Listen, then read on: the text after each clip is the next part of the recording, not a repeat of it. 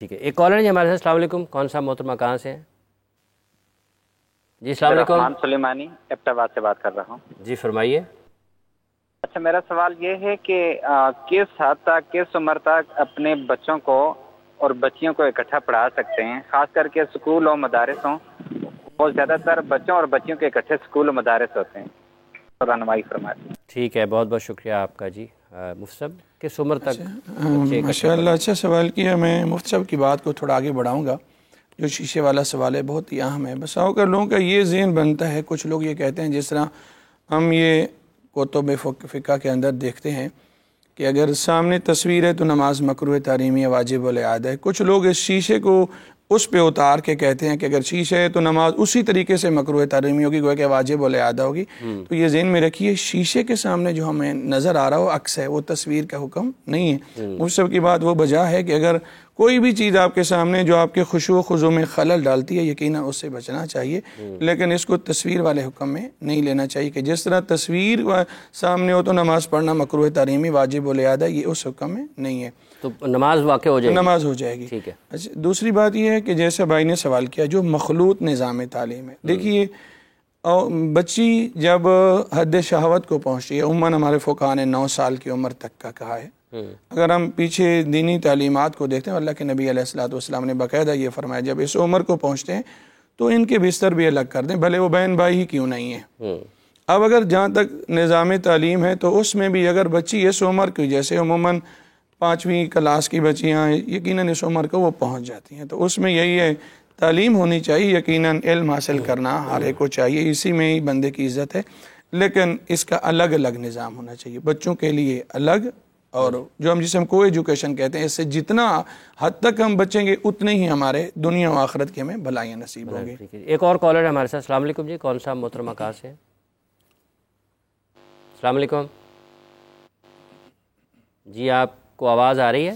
میرا خیال ہے کہ رابطہ منقطع ہو گیا. مفتی صاحب، یہ جو مخلوط نظام تعلیم ہے کس حد تک، کس عمر تک آپ کے خیال میں یہ واضح ہے؟ اور ساتھ ہی فرما دیجیے جو شیشے والا معاملہ ہے سامنے، اس بارے میں کیا ہے؟ مجھ سے پہلے 2 قابل احترام شخصیات اس پہ رائے دے چکی ہیں. شیشہ بات اس کو 2 چیزوں میں ہمیں لینا چاہیے. اگر تو شیشہ ایسا ہے جس میں واضح طور پہ آپ کو اپنا عکس اپنی نظر آ رہا ہے، آپ نظر آ رہے ہیں سب، ٹھیک ہے، تو پھر تو اس شیشے کو وہاں سے ہٹا دینا چاہیے. ٹھیک ہے. نماز اس کے سامنے آپ نے اگر پڑھی ہے ہو جائے گی، مگر اس شیشے کو ہٹا دینا چاہیے. جس طرح کہ رسول اللہ صلی اللہ علیہ وسلم کے سامنے ایک پردہ تھا تو آپ نے نماز پڑھ لی، لیکن بعد میں اس پردے کو ہٹا دینے کا حکم بھی دیا. ایک تو یہ بات. اگر شیشہ ایسا ہے جس میں کوئی عکس وغیرہ نظر نہیں آ رہا، آج کل بہت ساری جگہوں پر ایسا اتفاق ہوا ہے دیکھنے کا کہ اس میں کوئی عکس نظر نہیں آتا، لیکن وہ شیشہ ہے اور بہت سایہ سا نظر آتا ہے نا، بلائنڈس لگا دیتے ہیں، سایہ ہو جاتا ہے. تو اس سے بھی بہتر تو وہی ہے جو تمہید میں مفتی صاحب فرما رہے تھے کہ رسول اللہ صلی اللہ علیہ وسلم کی ایک حدیث کی طرف انہوں نے اشارہ کیا. دراصل یہ کہ رسول اللہ صلی اللہ علیہ وسلم نے مساجد کو سادہ سے سادہ اور مطہر، انہیں مطیب رکھنے کا حکم فرمایا ہے. تو بہتر تو یہ ہے کہ اس طرح کے شیشے لگانے کی بجائے کوئی اور اچھے دروازے، اچھی چیزیں لگائی جائیں. لیکن اگر وہ شیشہ لگا ہے تو میں اس شیشے کے سامنے نماز پڑھنے کو بالکل ناجائز نہیں سمجھتا. اس کے سامنے نماز پڑھی جا سکتی ہے، اور وہ احتیاط، جس طرح تقویٰ کا تقاضا احتیاط ہے، احتیاط کا تقاضا یہ ہے کہ اس طرح کے شیشے نہ لگائیں. مگر اگر جہاں پر آپ نے نماز ادا کرنی ہے، اس طرح کی چیزیں جو کہ آپ کا خلل واقع ہو وہ نہیں ہونی چاہیے. ایک کالر لیتے ہیں، اس سے بالکل اجتناب. ایک کالر جی ہمارے ساتھ. السلام علیکم. کون سا محترمہ کہاں سے ہیں؟ جی محترمہ فرمائیے. ایک سوال تھا، جیسے بہت کانسیپٹ بنا ہوا ہے سالی آدھی گھر والی، تو اکثر لوگ اس کو بہت سیریس لے جاتے ہیں. کیا ایک مرد جو ہے اپنی بہن سے شادی کر سکتا ہے؟ دہرائیے گا ذرا. اس کا دل دکھے گا اس کی بیوی کا، وہ پھر بھی شادی کر سکتا ہے؟ بیوی کے بہن سے اس کی زندگی میں، اس کی زندگی کے بعد؟ اچھا، لائن جو ہے نا رابطہ منقطع ہو گیا. مفتی صاحب، دونوں صورتوں کیا میں سوال پوچھا انہوں نے؟ کہ ایک شخص کی شادی ہوئی ہے ایک گھر میں تو اس کی بہن سے شادی کر سکتا ہے؟ اب چونکہ وہ لائن منقطع ہوگی بیوی کی بہن سے، تو یہ دو صورتیں ہیں نا اس کی۔ بسم اللہ الرحمن الرحیم۔ دیکھیں کہ ایک نکاح کے اندر دو بہنوں کو جمع کرنا یہ حرام ہے، ٹھیک ہے۔ اگر ایک بہن نکاح کے اندر ہے، جب تک وہ زندہ ہے تب تک دوسری بہن کو نکاح کے اندر جمع نہیں کر سکتا، یہ حرام ہے۔ اسی طرح ہر وہ رشتہ، بلکہ اس سے آگے بھی بہت زیادہ تفصیل ہے، لیکن اتنا سمجھیں کہ اگر بالفرض اس کو طلاق دے دیتا ہے یا یہ فوت ہو جاتی ہے تو پھر اس کے بعد دوسری بہن سے نکاح کر سکتا ہے۔ اس کے علاوہ کیونکہ قرآن کہتا ہے وَأَن تَجْمَعُوا بَيْنَ الْأُخْتَيْنِ إِلَّا مَا قَدْ سَلَفَ، کہ جہاں پہ حرمت کے رشتوں کا تذکرہ ہے وہاں پر دو بہنوں کو ایک نکاح میں جمع کرنا ممنوع ہے۔ یہ اس صورت میں ہے کہ اب یہاں پر نا حضرت عثمان غنی رضی اللہ تعالیٰ عنہ آپ کے بارے میں وہ جو آثار ملتے ہیں نا، جو کہ آپ نے کریم آقا علیہ الصلوۃ والسلام کی دو شہزادیوں کے ساتھ نکاح فرما، تو وہ یکے بعد دیگرے ہے، یعنی ایک صاحبزادی ان کا وصال با کمال ہو گیا تو اس کے بعد دوسری جو صاحبزادی تھیں ان کے ساتھ نکاح کیا، اسی وجہ سے ان کو ذو النورین کہا جاتا ہے۔ بیک وقت نہیں رکھ سکتے۔ ٹھیک ہے، اچھا ایک اور سوال ہے ہمارے پاس، یہ شیشے والا تو ہو گیا ہے۔ سدید خان پشاور سے سوال کر رہے ہیں کہ خاتون اپنے استعمال شدہ کپڑے یا چیزیں جو استعمال کی ہیں وہ کسی کو دے سکتی ہے؟ اس حوالے سے پہلی بات تو یہ ذہن میں رکھیں، رب العالمین قرآن مجید میں ارشاد فرماتا ہے لن تنالوا البر حتى تنفقوا مما تحبون، کہ صحیح معنوں میں نیکی کو آپ پہنچنا چاہتے ہو، اسے حاصل کرنا چاہتے ہو تو وہ خرچ کرو جسے تم پسند کرتے ہو۔ عمومی طور پر تو یہی ہے کہ آپ اچھی چیز دوسرے بندے کو دیں، تاہم بسا اوقات کپڑے استعمال والے ہوتے ہیں، یہ تو پھر دونوں پر اس میں صنفی تقسیم تو ہوتی نہیں ہے، پھر یا مرد ہو یا عورت ہو یا کسی کے بھی لیے دونوں، تو لہذا اگر وہ کپڑے اس کے استعمال میں نہیں یا استعمال میں وہ چاہ رہی ہیں دوسرے کو ضرورت ہے تو یقیناً اس کا ثواب انہیں ملے گا۔ ان اللہ لا یضیع اجر من احسن عملا، اللہ کسی کے بھی نیک عمل کو ضائع نہیں کرتا۔ یہ جیسے حدیث پاک میں خیر الناس من ینفع الناس، اگر وہ کسی کو نفع پہنچا رہی ہیں، ہاں ایک چیز ضرور ہونی چاہیے، حقارت کی نظر سے نہیں کہ میں سمجھوں کہ یار یہ میرے نہیں ہے، میں ان کو نہیں پہننا چاہے، گندے ہیں لہذا کسی کو ہی دے دوں، تو جب دل ایسا ہے انما الاعمال بالنیات، جیسے ایک میں چھوٹی سی بات بڑی اہم ہے، اب بسا اوقات کسی کی ماں فوت ہوتی ہے یا والد صاحب فوت ہوتے ہیں، اب وہ کپڑے اٹھا کے دوسرے غریب کو تو دیتے ہیں، تو دینا ٹھیک ہے، لیکن اگر یہ ہے کہ ہائے یہ موت والے کپڑے ہیں کیا بنے گا، باپ کے میں نہیں پہنتا یا ماں کے میں نہیں پہنتی، کہیں میرے اوپر موت نہ آ جائے، تو پھر باپ کے موبائل تو ہم یوز کر رہے ہیں، اس وقت تو ڈر نہیں لگتا، ماں کی بالیاں تو نشانیاں سمجھ کے رکھ رہے ہوتے ہیں، یہ نظریہ نہیں ہونا چاہیے، حقارت کے پیش نظر نہیں، کسی کے بھلے کے لیے اگر اپنی موت سے ڈرتے ہوئے موت کسی اور کے سپرد کر دیں۔ ایک اور کالر ہے جی ہمارے ساتھ۔ السلام علیکم جی، کون صاحب محترمہ کہاں سے ہیں؟ السلام علیکم۔ وعلیکم السلام جی محترمہ فرمائیے۔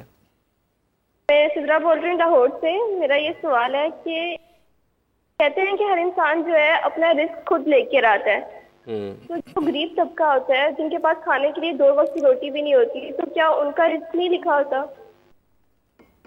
ٹھیک ہے، بہت بہت شکریہ آپ کا۔ جی علامہ صاحب۔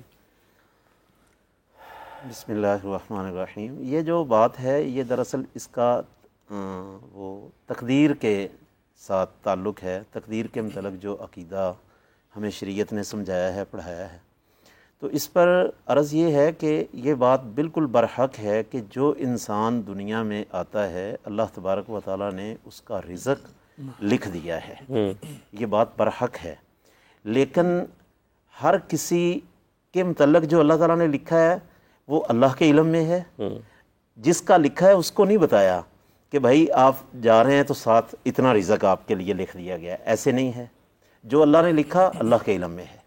دوسری بات یہ کہ انسان کو اس لکھے پر بھروسہ کرنے کا حکم نہیں دیا، بلکہ حکم یہ ہے کہ فَأَجْمِلُوا فِي الطَّلَبِ، آپ نے اچھے طریقے سے محنت کر کے رزق حلال کمانا ہے۔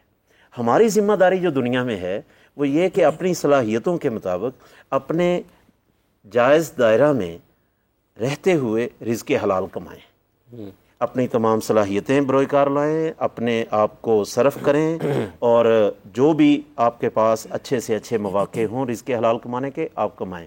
آگے رب العالمین نے پھر اس کا نتیجہ رکھا ہے، ہر کسی کی محنت کا نتیجہ یکساں نہیں ہوتا، کسی کو اللہ تعالیٰ زیادہ دیتا ہے، کسی کو اللہ تعالیٰ نے متوسط رکھا ہے، کسی کو اللہ تعالیٰ نے اس سے بھی نیچے رکھا ہے.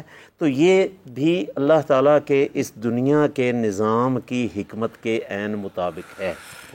مطلب مفتی صاحب یہ پھر ذہن میں آتا ہے جیسے ابھی علامہ فرما رہے ہیں قل ان ربی یبسط الرزق لمن یشاء ویقدر، یہیں پر ذہن میں آتا ہے وما من دابۃ فی الارض الا علی اللہ رزقها، یہیں پر ذہن میں آتا ہے وکأی من دابۃ لا تحمل رزقها اللہ یرزقها وإیاکم. تو دیکھیں یہ جو مسئلہ ہے نا رزق کا مسئلہ، یہ چونکہ تقدیر پر مبنی ہے اور تقدیر کے بارے میں بہت زیادہ سوچ و بچار کرنے سے تو منع کیا، بس یہ فرمایا کہ تم عمل کیے جاؤ، جس عمل کے لیے تم پیدا کیے گئے ہو اللہ تعالیٰ وہ رستہ تمہارے لیے آسان فرما دے گا. ضرورت اس امر کی ہے کہ جس کے پاس رزق ہے اس کو کیوں عطا فرمایا، جس کے پاس نہیں ہے اس کو کیوں عطا نہیں فرمایا یا نسبتاً کم عطا فرمایا. اس کے اندر بھی حکمتیں ہیں. کائنات کا نظام چلتا ہی اسی طرح ہے. کسی کے پاس بہت زیادہ ہوتا ہے رزق، کسی کے پاس مناسب ہوتا ہے، کسی کے پاس کم. تو جس کو دیا ہے اس کو بھی بطور آزمائش، جس کو نہیں دیا اس پر بھی ایک آزمائش ہے. ضرورت اس امر کی ہے کہ جس کو دیا ہے وہ اللہ تعالیٰ کی اس عطا کا شکر ادا کرتے ہوئے اپنی ذمہ داری سمجھے اور اپنے رزق میں سے جو ہے اللہ تعالیٰ کی مخلوق پر خرچ کرے. اگر یہ خرچ نہیں کرتا تو یہی مال اس کے لیے وبال جان بھی بن سکتا ہے. اور جس بندے کے پاس نہیں ہے وہ اگر واویلا کرتا ہے، گریہ ازاری کرتا ہے تو اس کے لیے بھی وبال جان ہے. ہمیں یہاں چاہیے کہ جس کے پاس رزق ہے اس کو شکر ادا کرنا چاہیے. وَمَنْ شَكَرَ فَإِنَّمَا يَشْكُرُ لِنَفْسِهِ. اور جس کے پاس نسبتاً کم ہے تو اس کو صبر کرنا چاہیے. ان اللہ مع الصابرین. دونوں طرفیں ہیں. تو یہ نہیں کہنا چاہیے، دیکھیں نا اگر سب کے پاس برابر رزق ہو تو کام کون کرے گا؟ مثال کے طور پہ ایک بندہ نان بھائی ہے، روٹیاں لگا رہا ہے، اس کو کوئی بندہ کان میں جا کے بتا دے اور حقیقت بھی ایسے ہو کہ اس کا کوئی 2 کروڑ کا انعام نکلا ہے، وہ آگے روٹی لگائے گا؟ سوال ہی پیدا نہیں ہوتا. تو بتانے کا مقصد یہ ہے کہ یہ جو رزق کے معاملات ہیں نا یہ اللہ تعالیٰ نے اپنے دستے قدرت میں رکھے ہیں.